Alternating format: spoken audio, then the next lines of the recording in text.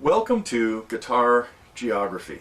It's going to be kind of like a class, but we're going to go over a lot of some definitions of things that happen in music, but my real goal with this set of lessons is to get a better understanding, maybe a complete understanding, of what is going on with the fretboard, how you can know what notes are, and also how you can understand the relationship of one string to the next, one note to the next, how you could play a note here and a note here and know that that's a minor third, which means that must be the two notes that are 1 and 3 of a minor chord based on A. Since that was the note I happened to play there, I played an A and a C. So we're going to use intervals that are based on whole steps and half steps and notes of the scale to see relationships on the guitar, knowing that if you play a note here and you need an octave, it would be there, or if you're here, it would be here. So understanding octaves and intervals and how they relate to notes on the guitar, so that you might be able to play something like this and know that if I add this note, it would be a seventh, a flatted seventh. If I add this note, it would be a major third. If I add the fifth in there, I now have 4 notes that make up an A7 chord. And I got that by knowing that it was by recognizing the intervals that we have because of the way the guitar is laid out and the way the strings are tuned 5 frets apart. So, having started with that, I want to go over a couple of definitions of things that should be review, or at least something you're familiar with, but I'll elaborate on each one in some of the upcoming segments.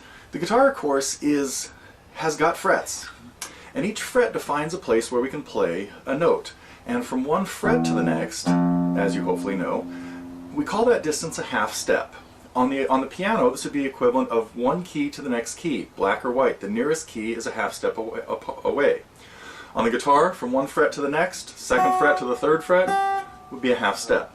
So the natural notes on the guitar, got to have those down. On the 6th string we have E, F, and G. F at the 1st fret because E to F is only a half step. G at the 3rd fret because F to G is a whole step. The next note on that string would of course be A at the 5th fret, but a whole step away from G. But that A is also the next string open. So in alphabetical order, if we break up the strings starting with E, we have E, F, and G here, then A would be open, and B and C would be at the 2nd and 3rd frets. The next. Okay, so that's one thing you want to have down first, is the natural notes in first position has to be pretty clear in your head. Next thing we need to review is a major scale. Now, a major scale is just a series of whole steps and half steps that start and end on the same note. We could start on B flat, and our B flat scale would then continue through every letter of the alphabet. We'd have some kind of B, some kind of C, some kind of D. And when I say some kind, it could be a flat or a natural. If the first one's B flat, we're not going to have any sharps in it. It would be at the 3rd fret, and that means that every major scale is going to follow that same series of whole steps and half steps. From note 1 to 2 is always a whole step because C to D. 2 to 3 will be another whole step because D to E is a whole step. 3 to 4 will always be a half step. Okay, hopefully that's a little bit of a review for you. If not, check out my other lessons on major scales and things like that in the Fundamentals series. But so our whole major scale ends up having whole steps between all of the notes, except all of the numbers, except 3 and 4 and 7 and 8. So if we start on a different note, like E, and need to play an E scale, we have to go a whole step to the 2nd note. That's going to be past F, because E to F is only a half step. So F sharp will be our 2nd note of our E scale. Then we need another whole step to the 3rd fret, G sharp, to the 3rd note, 4th fret. So our E scale, E, F sharp, G sharp, a half step to 4 would be A. So we're going to be referring to scales when we really talk, or we're going to be using scales as our basis for intervals. So an interval now is just the distance, a way of labeling the distance between two notes. Got that? It's a measurement. And it will define the distance between two notes down to exact half steps eventually. But the first part of the name of an interval is just a number.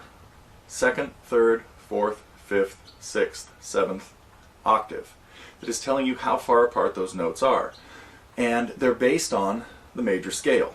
So if we're talking about an E scale and we're figuring out what all the intervals are from E, E would be note 1, and then F sharp would be note 2 of the scale. So E to F sharp, or E to any kind of E to any kind of F. It could be E flat to F sharp, it could be E sharp to F sharp. Any E to any F is a second, because F is the second letter starting from E. Any E to G would be a third. What's a seventh from A? A, B, C, D, E, F, G. And 8 would be A again. That's part of the definition of intervals, or of an interval. It's the number, the distance between the two letters.